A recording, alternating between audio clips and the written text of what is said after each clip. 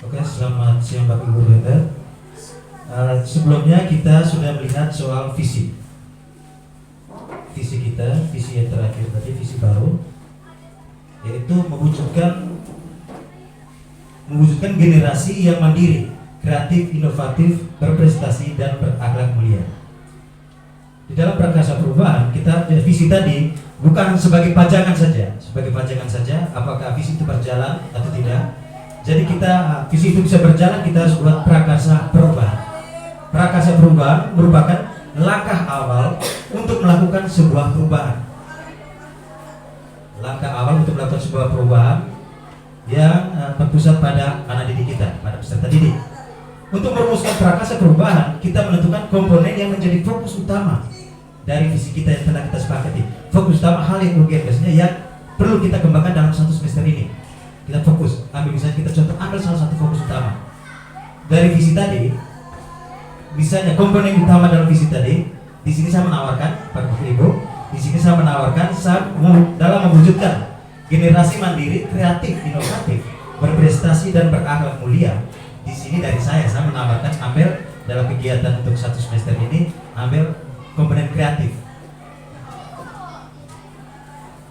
Bagaimana dengan Bapak Ibu? Apakah kita ambil komponen kreatif atau mungkin bisa mengambil hal lain, komponen lain?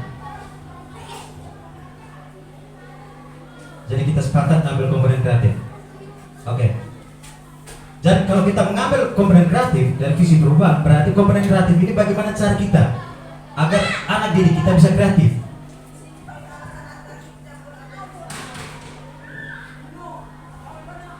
Jadi kita membuat prakasa perubahannya. Dalam prakasa perubahannya itu dari kreatif tadi, komponen kreatif, kita membuat satu prakasa perubahan. Di sini saya sudah membuat, yakni mewujudkan siswa yang kreatif melalui kegiatan bulan bahasa. Untuk mewujud kreatif kita harus buat dalam bentuk-bentuk kegiatan apa sehingga anak itu bisa tersalur kreativitas potensi yang mereka ada, yang ada pada diri mereka sesuai dengan kodrat alamnya mereka, dan kreatif mereka kita bisa membuat kegiatan-kegiatan apa. Di sini saya memilih mewujudkan siswa yang kreatif melalui kegiatan bulan bahasa.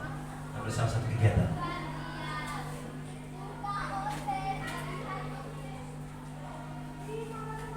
Agar prakasa perubahan ini dapat terwujud, kita menggunakan inquiry apresiatif, yang istilahnya inquiry apresiatif melalui tahapan Bagja merupakan pendekatan yang memfokuskan pada mengidentifikasi aspek positif yang ada di lingkungan kita, memulai dengan kekuatan yang ada, mengapresiasi kekuatan yang ada, mempertahankannya dan mengintegritaskan ke dalam visi perubahan. Itu kita untuk merumuskan ini kita menggunakan tahapan Bagja menjadi alur agar prakasa perubahan bisa terwujud. Tahapan Bagja yang pertama itu dari kalimat Bagja. Bagja itu mempunyai arti. B itu pertama, buat pertanyaan. Kita membuat pertanyaan. A, mengambil pelajaran. G, gali mimpi. C, jabarkan rencana. A, atur eksekusi. Bagja dari B itu buat pertanyaan, membuat pertanyaan yang relevan yang membantu kita memahami situasi, menentukan arah perubahan. Kita buat pertanyaan, terus kita mengambil tindakannya. Kita buat pertanyaan. Dari pertanyaan itu bisa menjadi jembatan alur untuk kita. Dari pertanyaan ini, tindakan apa yang harus kita buat? Dari pertanyaan yang sudah kita buat tadi. Misalnya di sini saya memberi contoh dari buat pertanyaan. Saya memberi contoh yang pertama dari pertanyaan itu. Bentuk pertanyaannya, apa yang harus kita lakukan untuk menjadi seorang guru yang menciptakan murid yang kreatif? Apa yang harus kita lakukan? Kita buat pertanyaan dulu, sehingga kita bisa berpikir, oh harus saya buat apa? Contoh dari pertanyaan ini, apa yang harus kita lakukan untuk menjadi seorang guru yang menciptakan murid yang kreatif? Di sini tindakan atau penyelidikannya, tindakan yang harus dibuat. Sebagai contoh yang saya buat adalah melakukan asesmen terhadap peserta didik untuk mengetahui kreativitas apa yang dimiliki. potensi apa yang mereka miliki. Kita melakukan asesmen. Misalnya contoh saya mata pelajaran seni budaya, saya harus melakukan asesmen karena dalam seni itu tidak hanya satu saja, satu unsur seni. Bisa saja dalam satu kelas itu ada siswa masuk dalam 4 unsur seni. Jadi saya harus melakukan asesmen. Misalnya ada siswa yang sukanya seni musik, ada siswa yang sukanya seni rupa, dan sebagainya. Jadi saya seorang guru harus melakukan asesmen sehingga dalam proses pembelajaran saya tidak memaksa anak. Kita tahu bahwa dia ini bukan seni musik, jadi mampunya seni rupa, sehingga kita bisa tahu. Oke, itu dari buat pertanyaan utama tentang dari alur baca B. Yang berikut, ambil pelajaran. Belajar dari pengalaman dan praktik baik yang sudah ada, dan apa yang dapat kita pelajari selanjutnya dari keberhasilan sebelumnya. Itu contoh dalam format tahapan bagja. Itu pertanyaannya di sini saya itu siapakah orang yang memiliki pengalaman atau sekolah mana bisa dijadikan rujukan sumber mewujudkan guru yang menciptakan murid yang kreatif. Itu pertanyaannya. Buat pertanyaan. Nah, teman-teman guru bisa buat pertanyaan lain, bisa menambah pertanyaan. Ini bukan hanya satu pertanyaan. Teman-teman guru yang hebat bisa membuat pertanyaan lebih lagi. Kira-kira di debat kuisnya, siapakah orang yang memiliki pengalaman atau sekolah mana bisa dijadikan rujukan sumber mewujudkan guru yang menciptakan murid yang kreatif. Terus yang kedua, misalnya teman-teman, apakah saya menggunakan media-media, misalnya YouTube. Nah, itu tindakan. Misalnya kita buat pertanyaan bagaimana sumber mana yang kita cari. Kita bisa buat pertanyaan tambahan lagi, bukan sendiri, sebagai contoh saja di alur tahapan baca. Itu di sini bisa dari pertanyaan tadi, siapakah orang yang memiliki pengalaman atau sekolah mana bisa dijadikan rujukan. Ini saya coba menjawab, yaitu tindakannya misalnya kita mendatangkan narasumber yang mempunyai kompetensi di bidang yang kita mau. Misalnya dari saya bidang seni, saya bisa mendatangkan narasumber yang kompetensinya memang hebat di bidang seni. Misalnya pelajaran yang lain juga, misalnya dari prakarya, bisa mendatangkan narasumber yang jago merangkai atau menciptakan sesuatu. Contohnya seperti itu. Yang berikut dari gali mimpi. Yang jelas kita semua teman-teman guru hebat punya mimpi. Dan seperti disampaikan tadi, bahwa punya mimpi. Jadi berimajinasi, kita berimajinasi atau bermimpi tentang masa depan yang lebih baik, masa depan anak didik kita, agar bisa tercapai. Kita pasti punya mimpi yang sama, bahwa anak didik kita bisa tercapai apa yang kita rencanakan. Itu contohnya, itu dalam alurnya itu alur tahapan baca. Di sini sebagai contoh pertanyaannya, apa hal baik yang terjadi ketika siswa kita kena kreatif? Ya. Karena dari diharapkan itu jawaban dari pertanyaan-pertanyaan pada tahapan ini digunakan untuk menyusun narasi kolektif bila mana prakarsa perubahan telah terwujud. Yang kita menciptakan anak yang kreatif tadi, dan anak sudah mampu nih. Jadi apa hal baik yang terjadi? Pertanyaannya, apa hal baik ketika siswa telah kreatif? Nah, di sini saya coba membuat tindakannya itu, misalnya melakukan asesmen terhadap capaian kreativitas siswa atau anak didik. Maaf, ketika tadi ada, ya. Dicantumkan dalam rapor pendidikan.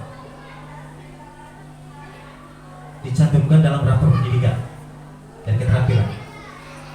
Tindakannya yang saya contoh salah satunya seperti ini. Bisa saja, misalnya anak suka kreatif, bisa saja memberi penghargaan. Bisa saja itu. Penghargaan misalnya kalau lomba dia juara, ya kita memberi dia penghargaan, misalnya apa, piagam atau bisa. Di J, jabarkan rencana, itu merancang langkah-langkah konkret yang harus diambil untuk mencapai tujuan.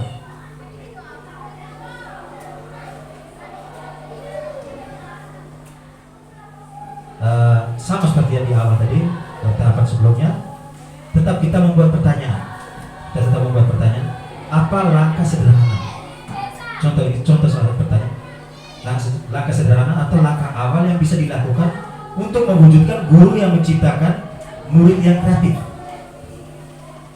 Itu tindakannya. Di sini saya coba merancang bahwa merencanakan bentuk-bentuk kegiatan untuk menciptakan sesuatu kreatif, misalnya lomba menyanyi, tarian, pameran kreatif dari barang bekas, menghasilkan karya-karya seni bisa kegiatan buat bentuk kegiatan itu penyelidikan, tindakan yang harus diambil.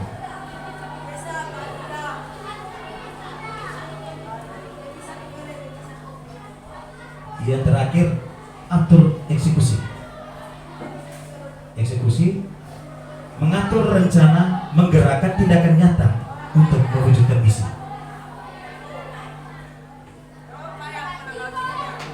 Itu contohnya itu. Pertanyaannya, siapakah yang menjadi penanggung jawab dalam kegiatan ini? Siapa yang menjadi penanggung jawab untuk prakarsa perubahan ini yang kita buat, yang kita susun tadi? Siapa yang menjadi penanggung jawab? Itu dalam eksekusi. Dari itu saya di sini saya mencoba bahwa guru mata pelajaran, tindakannya itu guru mata pelajaran yang dipercaya sebagai penanggung jawab sesuai kreativitas dan mata pelajaran yang diambil. Maksud saya di sini tuh menggunakan guru mata pelajaran karena dalam kegiatan ini bersifat umum, tidak khusus. Misalnya hanya kegiatan seni budaya saja, bisa saja ada mata pelajaran lain. Mata pelajaran seni budaya bisa buat kegiatan dan kita di situ kita berkolaborasi dalam satu kegiatan. Kita berkolaborasi. Tindakannya diambil seperti itu. Misalnya mata pelajaran seni prakarya bisa tampilkan apa dalam satu kegiatan itu. Dan di situ siapakah yang menjadi penanggung jawab? Jadi saya memilih bahwa yang menjadi penanggung jawab adalah guru mampir yang mengambil mata pelajaran pada kegiatan-kegiatan ditampilkan. Sampai di sini mungkin ada pertanyaan tentang alur tahapan bagja. Mungkin ada pertanyaan. Jadi prakarsa perubahan ini kita kembali pada Ibu Desi jelaskan tadi bahwa semua ini kembali pada filosofi pendidikan Ki Hajar Dewantara yang mengutamakan bahwa pendidikan itu berpusat pada murid. Pendidikan berpusat pada murid berarti kita dibagikan guru sebagai penuntut memberi motivasi. Apa yang dimiliki murid, potensi yang dimiliki murid harus guru menjadi penuntut yang memberi motivasi. Itu menurut Ki Hajar Dewantara. Dan saya rasa yang selama ini mungkin teman-teman guru mungkin kalau dari saya ya saya merasakan sendiri. Sebelumnya saya merasa bahwa penerapan pembelajaran saya terapkan itu masih teacher center. Pendidikan itu masih berpusat pada guru. Pendidikan itu masih berpusat pada guru. Sedangkan itu padahal bertolak belakang dengan filosofi Ki Hajar Dewantara bahwa pendidikan itu harus berpusat pada murid. Yang seperti disampaikan teman saya Ibu Desi mengatakan bahwa guru harus menghamba pada murid. Harus menghamba. Bukan berarti menghamba kita menjadi rendah daripada murid, tidak. Paling tidak kita mengetahui potensi yang mereka miliki. Karena potensi itu bisa, kalau kita tidak memahami potensi yang mereka miliki, ada bentuk pemberontakan karena tidak sesuai dengan apa yang mereka inginkan. Murid akan berontak karena tidak sesuai dengan harapan mereka. Jadi mungkin menghamba pada murid mungkin salah satunya seperti itu. Bukan dari memahami, tapi kita harus mengetahui potensi yang ada pada diri mereka.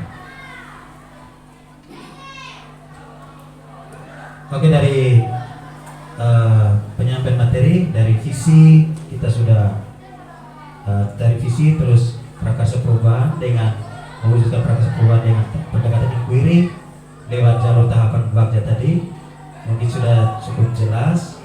Kalau ada tahapan kita bisa saling belajar lagi.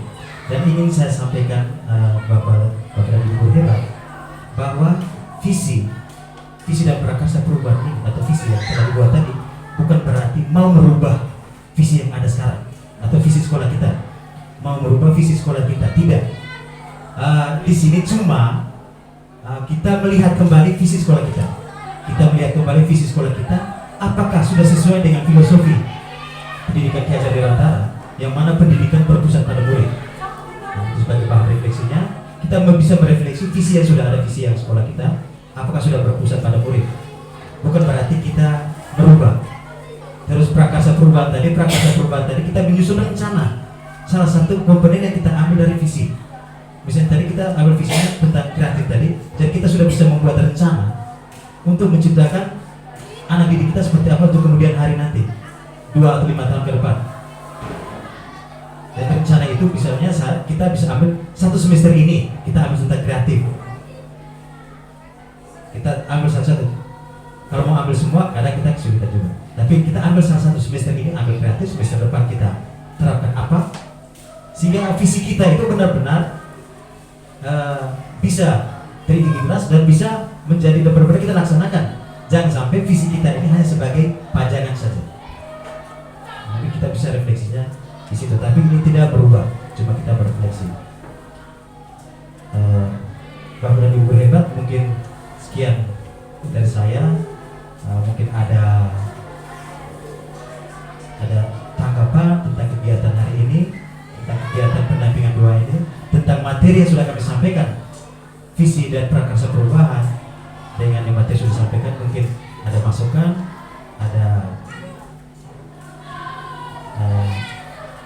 mungkin bisa memberi jalan bagaimana visi dan apa yang dibuat ini bisa lebih baik lagi. Mungkin dari Bapak Kepala Sekolah bisa memberi masukan untuk kami bagi calon guru penggerak untuk bisa baik.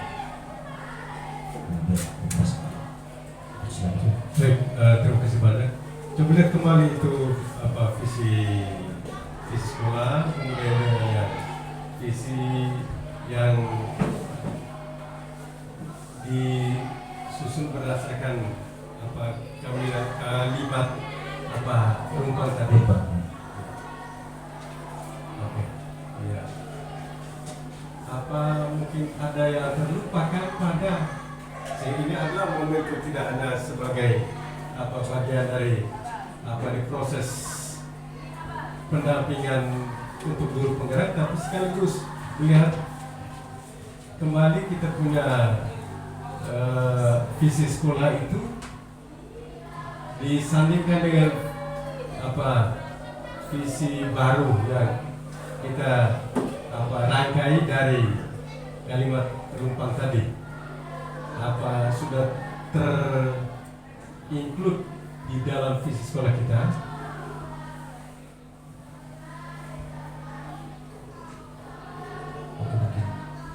Saya bisa. Di sini kita lihat di visi sekolah.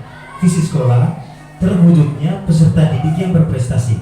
Nah, di prestasi kita lihat di bawah, prestasi ada di visi baru, berprestasi, terus berkarakter.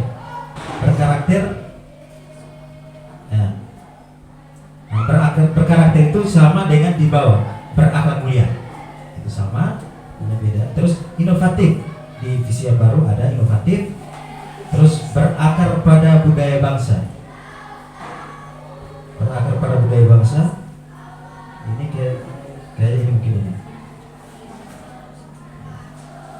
berakhlak mulia, berkarakter, mungkin berakar pada budaya bangsa. Itu kan masuk di sesuai dengan profil pelajar Pancasila, pendidikan global. Ya. Nah, mungkin bisa ditambah di visi yang baru. Memang Ibu Desi. Oke, baik. Ini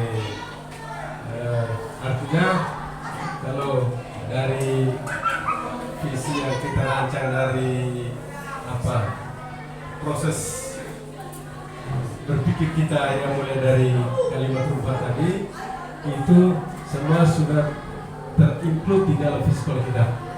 Itu yang pertama.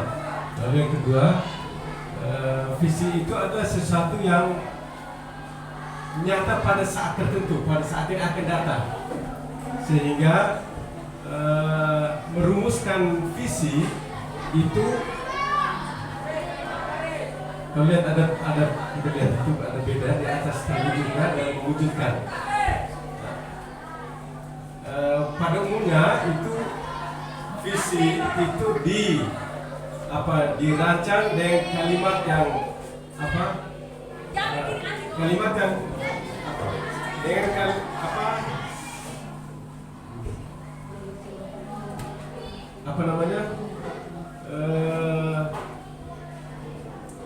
keadaan jadi pada saat yang akan datang.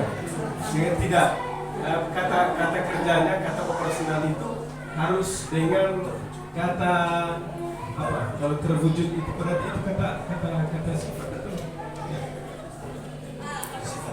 Iya. Jadi itu saja ya. Bisa mesti dengan terwujudnya generasi yang mandiri, kreatif. Saya kira ini menjadi sekedar apa menjadi pemahaman kita bersama. Saya kira itu saja. Oke, terima kasih kepada Bapak Kepala Sekolah sudah bisa menjelaskan bagaimana merumuskan visi, dan ini kami ini proses belajar mungkin ada ini sangat luar biasa sehingga kami bisa lebih memahami dalam merumuskan visi tentang penggunaan kata atau kalimat. Oke, terima kasih. Mungkin ada teman-teman guru.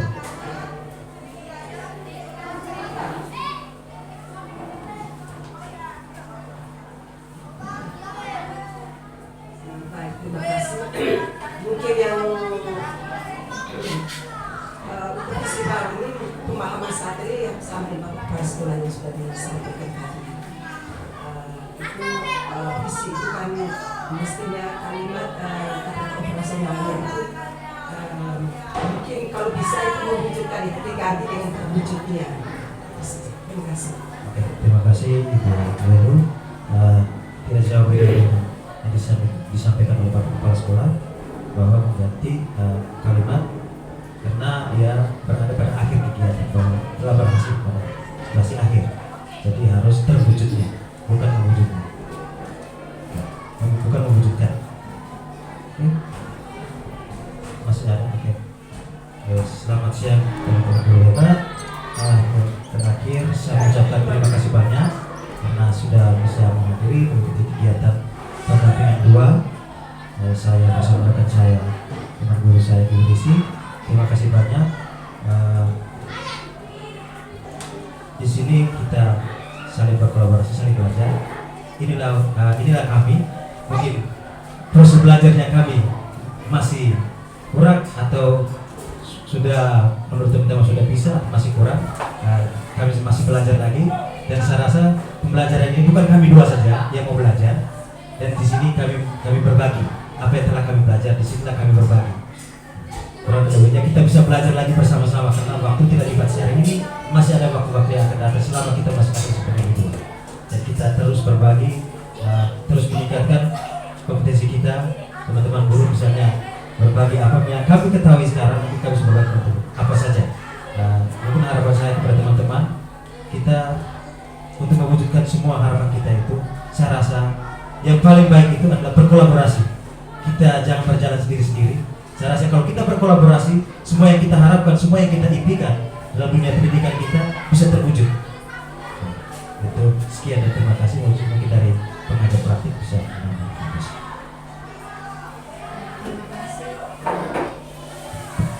Terima kasih Pak Rusmi. Mungkin saya mengajak Bapak Ibu untuk mengapresiasi dulu apa yang dipresentasikan. Sebelumnya saya mengucapkan terima kasih yang sebesar-besarnya lagi kepada Bapak Kepala Sekolah yang sudah bersedia meluangkan waktu, Bapak Ibu guru hebat yang sudah bersedia mengikuti diskusi hingga akhirnya diskusi pada hari ini berjalan dan selesai. Untuk masukannya tadi memang benar seperti apa yang disampaikan oleh Bapak Kepala Sekolah dan Ibu Delu. Mungkin seharusnya terwujudnya bukan mewujudkan, karena dia mimpi yang akan kita wujudkan. Hanya memang saya ingin memberikan penguatan terakhir, tetapi sudah disampaikan duluan oleh Bapak Ibu Pak Kepala Sekolah dan Ibu-ibu guru hebat. Kemudian mungkin saya ingin menguatkan kembali mengenai visi dan prakarsa perubahan ini. Mengenai alurnya tadi mungkin sudah dijelaskan, mungkin ada beberapa hal juga yang dilupakan. Bahwa dari kalimat rumpang itu kita bisa menggambarkan impian kita terhadap murid di masa yang akan datang, yang mana dijadikan visi bersama. Dan visi itu tadi Pak Rusmi sudah menjelaskan menggunakan prakarsa perubahan. Di prakarsa perubahan itu kita memilih satu komponen, di mana komponen itu bisa dilaksanakan dengan menggunakan tahapan wakja. Jadi mungkin diskusi ini juga mengajak Bapak Ibu ketika sudah memiliki visi, jangan lupa untuk menjalankan visi yang dibuat dengan memilih komponen atau fokus kepada satu komponen saja terhadap mungkin satu semester komponen apa yang ingin dipilih. Seperti itu. Jadi visi bukan hanya sekedar mungkin selama ini mungkin kita hanya memajang saja, tapi kita membuat kegiatan tidak melihat visi yang ada di sekolah. Jadi mungkin ini bahan refleksi kita bersama sehingga kedepannya kita bisa membuat program sesuai dengan visi yang kita miliki. Itu saja dari saya. Kurang dan lebihnya saya mohon maaf. Terima kasih. Itu saja.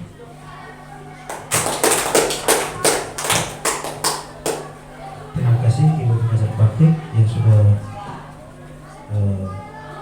mendampingi kami kegiatan pendampingan keluarga, dan saya rasa kegiatan hari ini sudah sekian, dan kita mengakhiri doa dan kita mengakhiri kegiatan ini dari doa.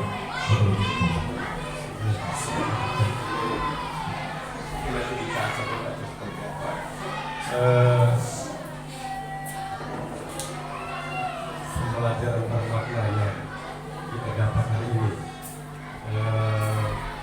yaitu yang terkait dengan visi. Memang terus terang Bapak Ibu, dalam dunia pendidikan khususnya kita di Gaga dan bahkan mungkin seluruh Indonesia mulai trending untuk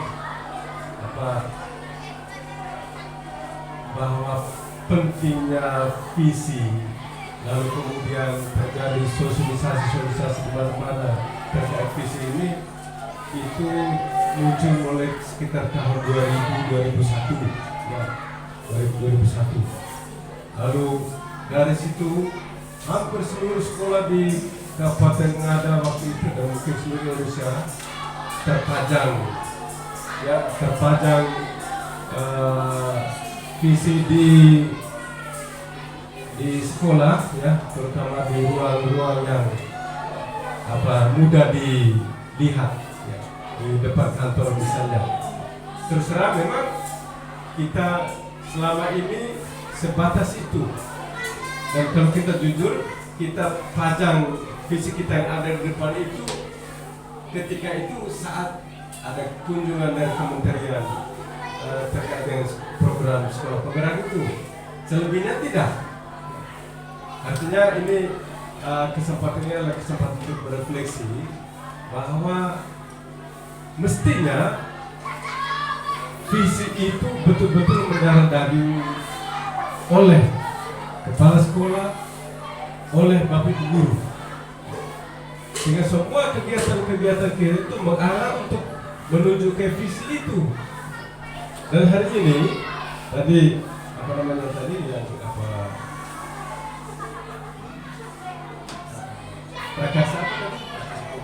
prakasa perubahan mungkin catatan untuk kita, dan kalau mau menjadi fokus ya, tapi bukannya kalau mau, tapi sebaiknya menjadi fokus kita.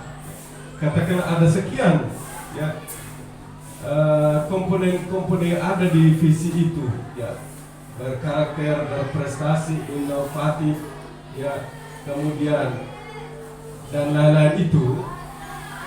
Kalau kita sepakat semester ini komponen ini yang inovatif ini yang memang betul-betul harus nampak jelas ya, nampak jauh dari komponen lain. Ada kita tidak melupakan lain karena itu semua satu rangkaian yang kait mengait. Dan itu berarti masing-masing kita, katakanlah tadi Pak Rusli sudah sampaikan apa namanya tadi yang di Karsa Perubahan tadi ya, inovatifnya dengan kegiatan ini. Saya harap ini bukan untuk Pak Rusmin itu, dan ini harus menjadi untuk semua bapak guru ya. Matematika misalnya, untuk supaya inovatif itu apa, kegiatan seperti apa di dalam kelas misalnya, itu harus dipikirkan ya, harus dipikirkan supaya menumbuhkan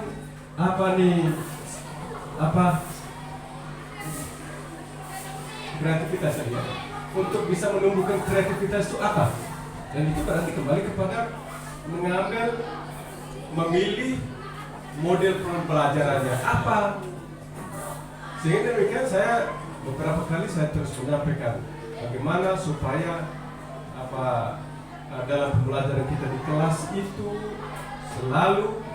selalu supaya apa yang disebut dengan berpusat pada siswa itu artinya semua siswa itu harus difasilitasi untuk berperan. Kenapa? Saya kalau kelas yang tenang sekali, tapi di sana tidak ada pembelajaran sebenarnya. Kalau kelas yang tenang sekali, itu saya kira cara pandang untuk 10-20 dekade yang lalu. Ribut tidak apa-apa, karena memang di situ ada kehidupan. Tentu ribut yang terarah ya karena diskusi. Saya kira ini menjadi semacam pencerahan untuk kita mengambil langkah-langkah yang lebih konkret. Saya kira itu. Terima kasih kepada Bapak Kepala Sekolah sudah memberikan pencerahan. Saya bisa mengakhiri kegiatan ini dan diakhiri dengan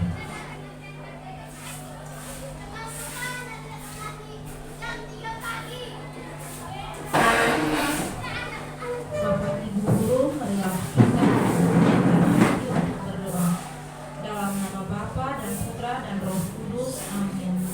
Ya Allah Bapa di dalam surga, puji dan syukur kami haturkan kehadirat-Mu atas penyertaan-Mu sepanjang kegiatan pendampingan individu bagi calon guru penggerak.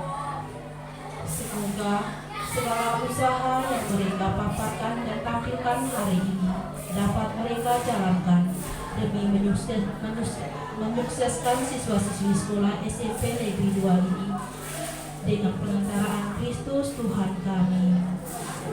Dalam nama Bapa dan Putra dan Roh Kudus. Untuk bersama